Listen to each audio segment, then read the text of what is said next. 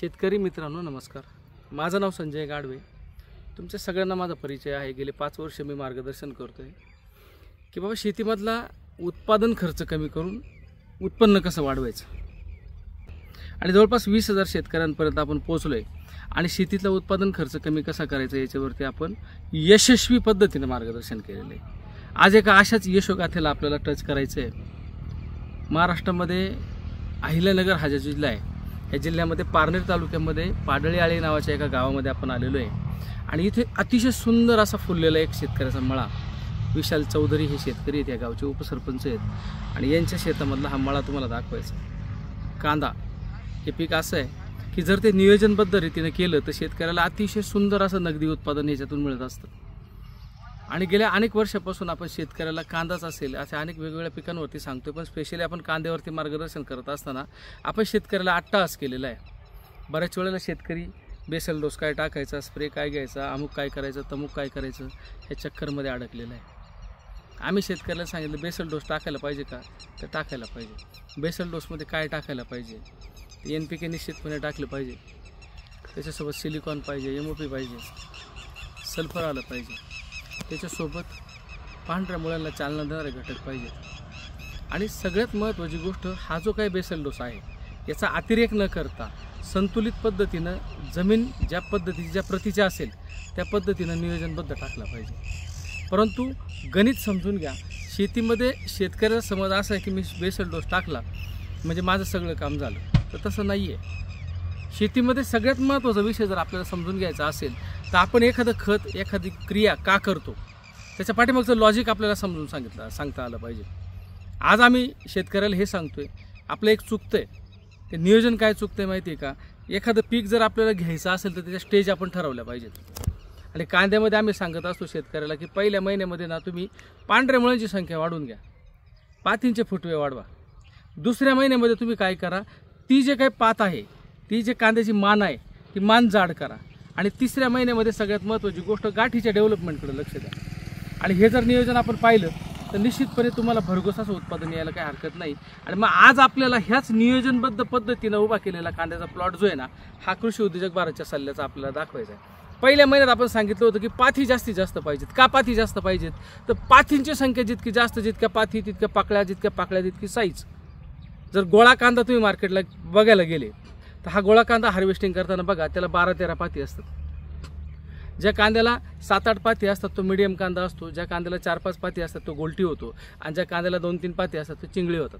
तुमच्या कांदा प्लॉटमध्ये चिंगळी आणि गोलटीचं प्रमाण जर वाढलं तर तुमचं टनेजवरती परिणाम होत असतो.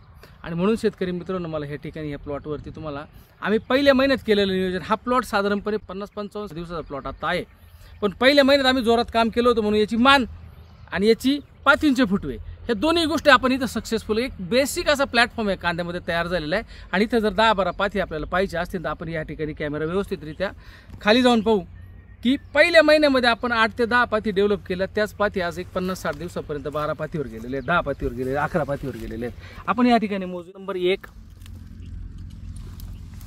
पात नंबर 2, 3, 4, 5, 6, 7, 8, 9, 10, 11 आणि 12.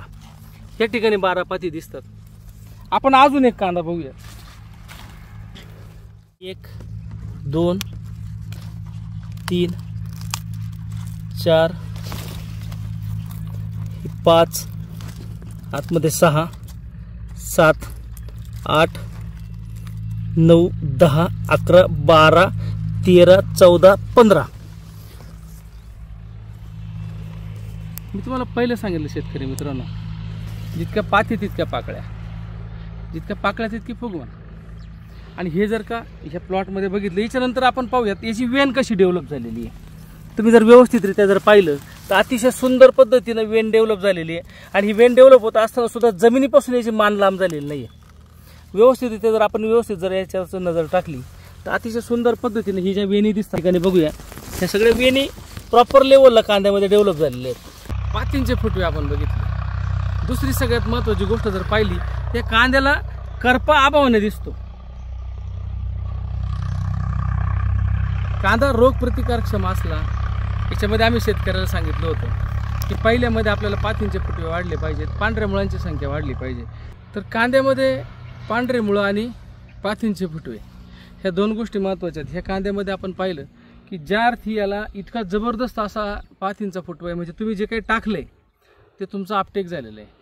आणि म्हणून कांद्याच्या व्हाईट रूट ह्याच्यामध्ये सगळ्यात महत्त्वाचं काम करत असतात. खाणारी तोंड खूप जबरदस्त पद्धतीने ह्या कांद्यामध्ये काम करता येतं.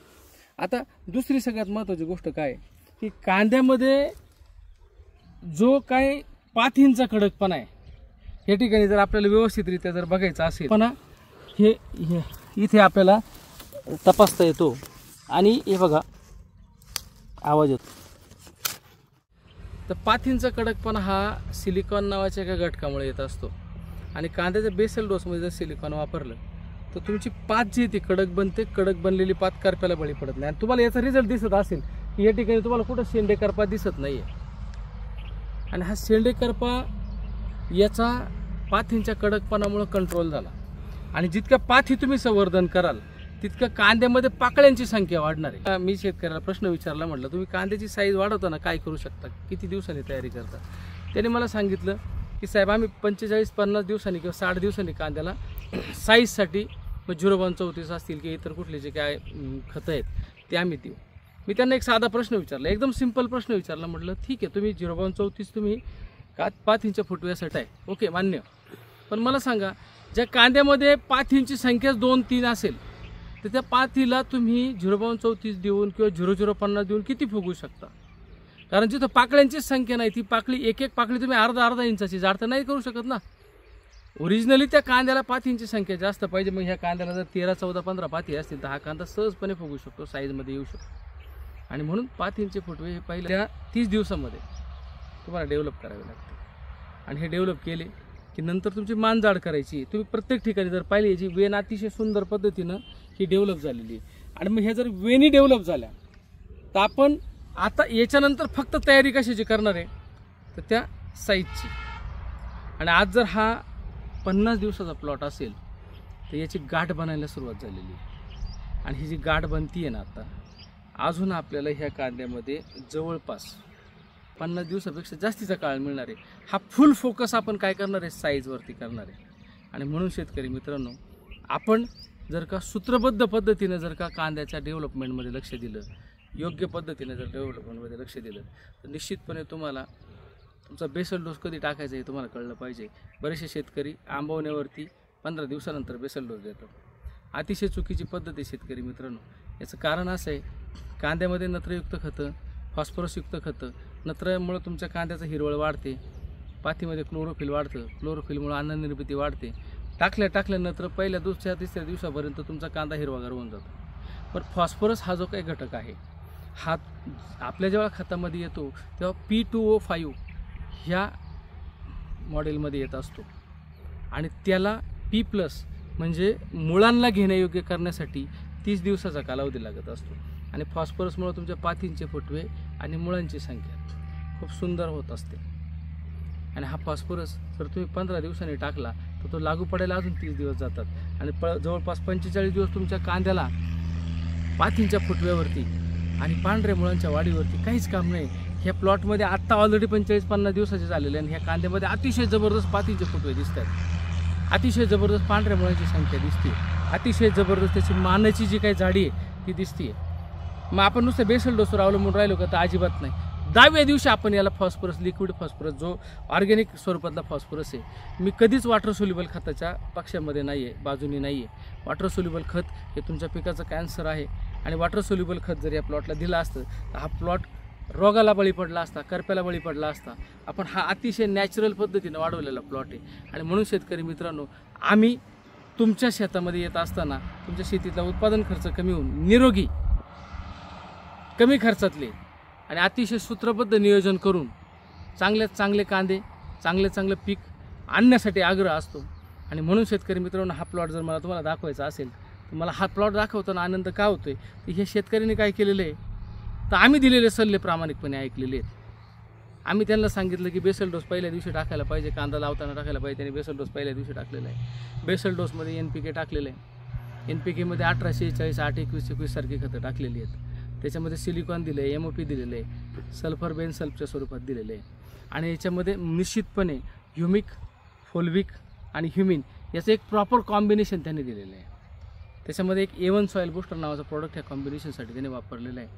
आणि हा बेसल डोस दिल्यानंतर 10व्या ते 12व्या दिवशी पातींच्या फुटव्यासाठी आपण ऑर्गॅनिक नायट्रोजन आणि ऑर्गॅनिक फॉस्फरसची एक फवारणी या ठिकाणी दिलेली. आणि एवढ्याशा कॉम्बिनेशनचा आलेला हा सुंदर रिझल्ट मला तुम्हाला दाखवायचा.